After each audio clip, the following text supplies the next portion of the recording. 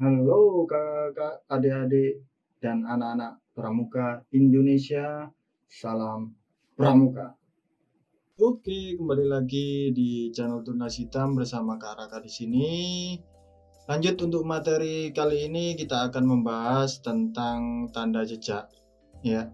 Tanda jejak yang biasa digunakan untuk seorang pramuka dalam mungkin pengembaraan atau penjelajahan ataupun saat kita berpetualang ke suatu tempat di mana tempat itu kita akan memberikan sebuah tanda bagi orang lain di belakang kita.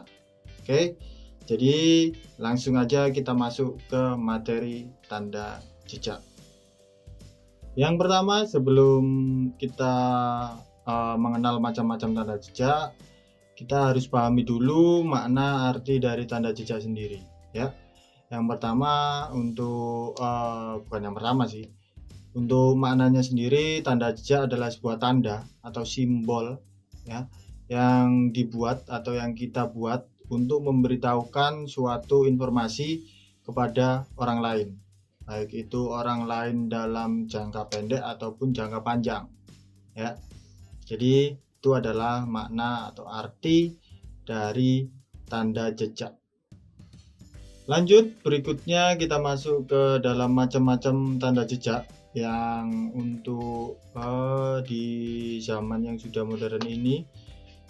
Mungkin tanda jejak bisa kita macamkan menjadi dua. Yang pertama, tanda jejak yang berbahan dari alam, ya. Dan yang kedua, berbahan buatan. Jadi bukan dibuat dari bahan alam tapi dari bahan buatan.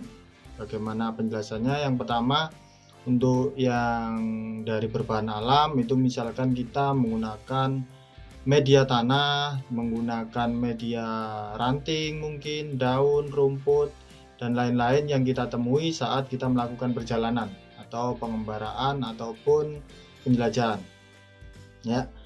Lalu yang kedua tadi, macam yang kedua yaitu yang berbahan buatan, dimana itu misalkan tanda jejak yang berbentuk seperti tulisan, bukan seperti tulisan, yang berbentuk tulisan, dimana itu sudah ada arah panah atau suatu keterangan di dalam tulisan tersebut yang menunjukkan atau memberikan informasi kepada orang lain di belakang maupun orang lain yang akan membacanya.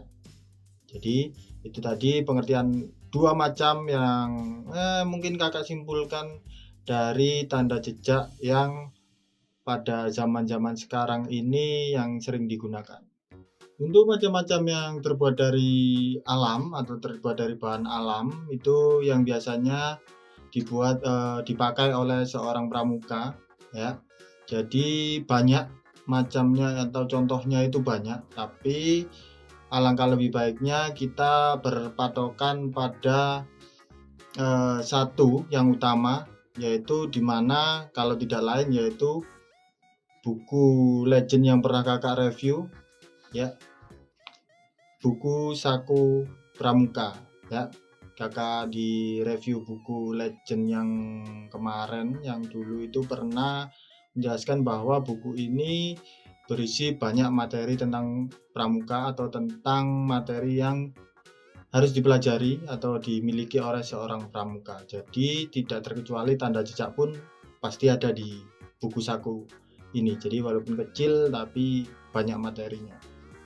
Oke, jadi kalaupun ada adik, kakak ataupun anak-anak pramuka, silakan sambil dilihat atau nanti juga kakak tampilkan di sebelah kiri sini contoh-contoh bagaimana atau tanda jejak yang dijelaskan di buku Saku Pramuka. Oke, di dalam buku Saku Pramuka ini untuk penjelasan tanda jejaknya itu biasanya dilampirkan atau dicatatkan, dituliskan di halaman-halaman terakhir. Itu ada beberapa contoh atau contoh dasar dari tanda jejak yang nantinya akan sering digunakan oleh seorang pramuka. Yang pertama penjelasannya ada tanda-tanda di atas tanah, ya, tanda-tanda yang menggunakan media tanah sebagai alat media menjelaskan atau menulis simbolnya, itu bermedia tanah. Yang pertama itu yang paling atas kiri itu tanda panah yang dituliskan di tanah, ya. Selanjutnya ada lingkaran, terus tengahnya ada air. Jadi apabila kakak-kakak, adik-adik atau anak-anak pramuka menemukan tanda seperti ini atau simbol seperti ini di daerah yang terdapat air, itu berarti tandanya air tersebut dapat diminum atau bisa diminum, boleh diminum. Lanjut, ada bentuk segitiga. Bentuk segitiga tengahnya juga ada garis berbentuk air juga. Kalau yang tanda ini juga bisa ditemui di daerah sekitar yang ada air, tapi air tersebut jangan sampai diminum, atau air tersebut tidak dapat diminum atau tidak boleh diminum. Nggak tahu airnya beracun ataupun kotor, ataupun itu air pembuangan, atau intinya air yang tidak dapat kita konsumsi, ya. Lalu ada tanda lingkaran, satu lingkaran besar, terus di tengahnya ada lingkaran kecil. Itu menjelaskan bahwa saya telah kembali. Intinya dia menginformasikan bahwa ke orang lain bahwa yang menuju tempat itu tadi sudah kembali ke tempat awal dia berangkat. Jadi seperti itu. Lalu yang sebelah paling atas kanan itu tanda segitiga. Segitiga tangannya nggak ada apa-apa, nggak ada gambar apa-apa, cuma segitiga aja. Itu berarti daerah tersebut adalah terdapat suatu bahaya. Misalkan jika diteruskan mungkin di situ ada jurang. Misalkan diteruskan di situ ada hewan buas, ataupun ada sungai yang beraliran deras yang tidak bisa diseberangi, ataupun sesuatu bahaya yang lainnya lah. Mungkin tanahnya bisa longsor atau dan lain-lain. Jadi seperti itu. Untuk penjelasan di bawah itu 2 baris di bawah, bisa silakan kakak, adik-adik, anak-anak pramuka lihat sendiri. Di situ juga ada penjelasannya, gambarnya atau simbolnya seperti apa, keterangannya apa, dia menunjukkan, menjelaskan apa, di situ ada penjelasan. Oke, lanjut yang kedua. Ini ada tanda-tanda dengan rumput, ya, dengan rumput ataupun rumput pendek ataupun tinggi. Kebanyakan yang dipakai sih yang sedang ataupun yang tinggi, karena rumput sedang ataupun tinggi itu bisa terlihat dari agak kejauhan, ya. Karena apa? Karena tanda dengan rumput ini intinya dia menyatukan segerombolan rumput jadi satu, diikat jadi satu, baru dibentuk untuk menjadi simbol tanda jejak yang memberitahukan informasi kepada orang lain. Jadi misalkan ini ada satu gerombol rumput diikat jadi satu, hanya diikat jadi satu, itu berarti kita atau yang membuat tanda itu jalan terus, melewati jalan itu, mengikuti jalan itu, dan orang sebelumnya juga sama, jadi tinggal diikuti aja. Dan apabila ada 3 gerombolan rumput yang diikat di dekat atau berjejer ataupun bergerombol, ada 3 ikatan gerombolan rumput yang diikat, itu berarti sama kayak yang tanda di tanah, gambar segitiga, simbol segitiga, itu ada bahaya, ya. Lalu 2 gambar yang terakhir itu menunjukkan arah kanan dan kiri. Jadi tinggal rumputnya, satu gerombolan rumput kita ikat, terus dibengkokkan ke kanan atau ke kiri untuk menunjukkan arah yang kita lalui atau arah yang akan kita lalui. Jadi seperti itu. Biasanya terdapat di persimpangan kanan kiri. Lalu untuk selanjutnya yaitu tanda jejak menggunakan batu. ya, menggunakan batu. Jadi gambarnya seperti ini ya. Jadi untuk jalan ke kiri dia ada 2 bongkah batu yang ditumpuk di kanan. Setelah itu ada 1 batu kecil. Ini batu kecil semua ya, batu kecil di kirinya. Itu berarti dia belok kiri. Tapi kalau belok kanan sebaliknya. 2 tumpukan batu di sebelah kiri dan 1 batu di kanan. Nah, ini batunya kecil-kecil ya. Dan usahakan kalau memang kalian membuat tanda jejak menggunakan batu, tanda jejak tersebut intinya kalian membuatnya tidak dekat dengan batu-batu yang nantinya akan membuat orang yang membaca tanda jejak tersebut bingung ya. Jadi sterilkan areanya, mungkin sekitar lingkaran 1 meter di area tanda jejak kalian itu bersih dari batu-batu yang lain, dan itu juga bisa terlihat oleh orang yang akan melewati jalan tersebut ya.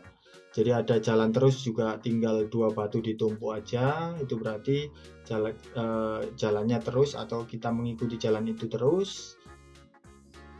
Dan untuk penjelasan yang lainnya, silakan kakak, adik-adik dan anak-anak pramuka lihat di simbol, dan itu ada penjelasannya juga. Kalau kurang jelas silakan lihat juga di buku saku masing-masing.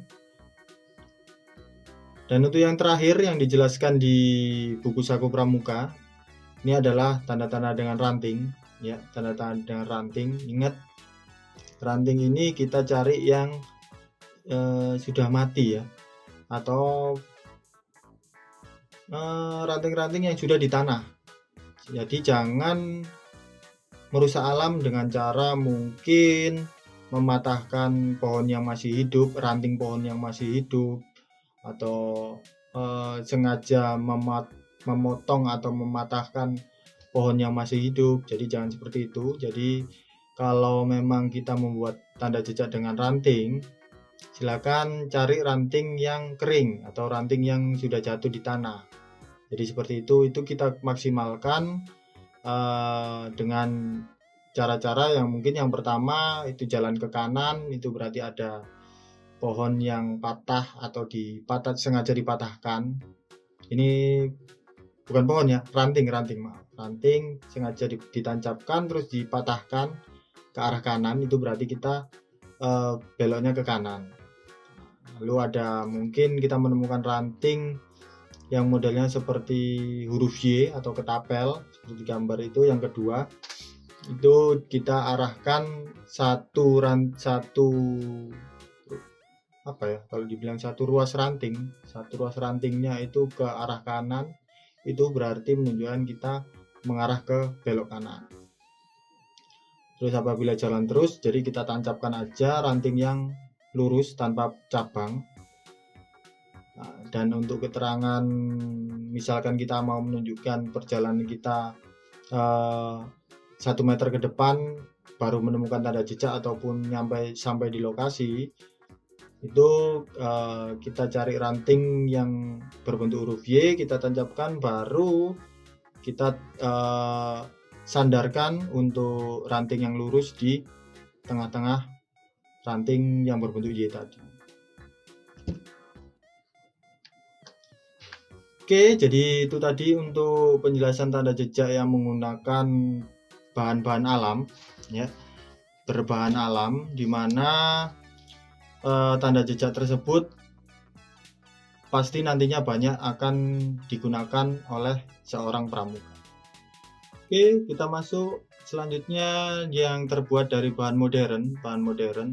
Seperti yang sudah kakak jelaskan, yang bahan modern itu misalkan kita menggunakan media kertas bertuliskan keterangan atau simbol di dalamnya menunjukkan arah atau menunjukkan informasi pada orang lain, itu biasanya ditempel atau digantung di perjalanan atau di jalan yang akan kita lalui, atau yang dimana jalan itu akan memberikan informasi ke orang lain yang akan melewatinya. Jadi seperti itu untuk terbuat dari modern ya. Dan mungkin yang lebih simpel kalau dari modern ini biasanya itu adalah kesepakatan.